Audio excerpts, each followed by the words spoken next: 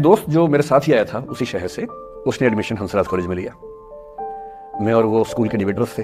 Debating में हम लोग स्कूल टाइम से काफी एक्टिव थे। डीयू में आए तो यहाँ भी एक्टिव रहे। डीयू में मैंने करीब 5 साल डिबेटिंग किया। मेरा ख्याल है कि लगभग 300-400 डिबेट्स मैंने जीती होंगी डीयू में, कुछ हारी भी होंगी, लेकिन मैंने खूब डिबेट, वो मेरा दरअसल दाना पानी था, रोजी रोटी मेरी वही थी कॉलेज के दिनों में। घर से पैसे मैं लेता नहीं था, मिलते भी नहीं थे, लेना क्या था, मतलब ऐसी स्थिति भी नहीं थी उस समय मेरे घर में कि मिल सके। तो डिबेटिंग मेरा रोजगार था, एम्प्लॉयमेंट था, मेरा उससे काम चल जाता था आराम से। उसका भी चल जाता था, वो हंसराज से था, मैं जाकिर हुसैन से था।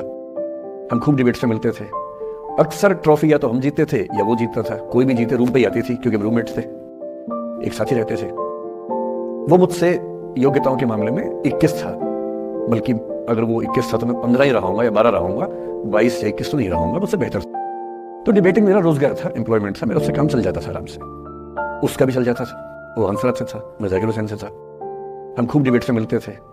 अक्सर ट्रॉफी या तो हम जीतते थे या वो जीतता था, कोई भी जीते रूम पे ही आती थी क्योंकि हम रूममेट्स थे, एक साथ ही रहते थे।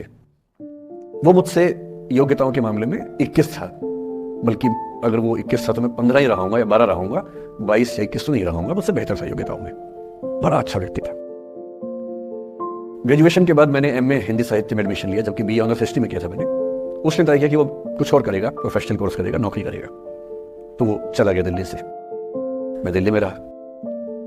फिर मैं एमए के बाद तैयारी करने लगा यूपीएससी की। तब तक मैं यूजीसी जेआरएफ कर चुका था। पहला अटेम्प्ट दिया, प्रीलिम्स हो गया।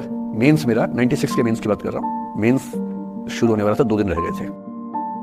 करीब 10 दिन पहले वो मेरे पास आया हुआ था दिल्ली में, मिलजुल के अच्छे से बात कर गया था। उन दिनों उसका एक प्रेम संबंध कहीं हमारी ही एक मित्र के साथ चल रहा था। हम सब दोस्त थे, तो उनमें से 2 लोगों का आपस में एक अफेयर था।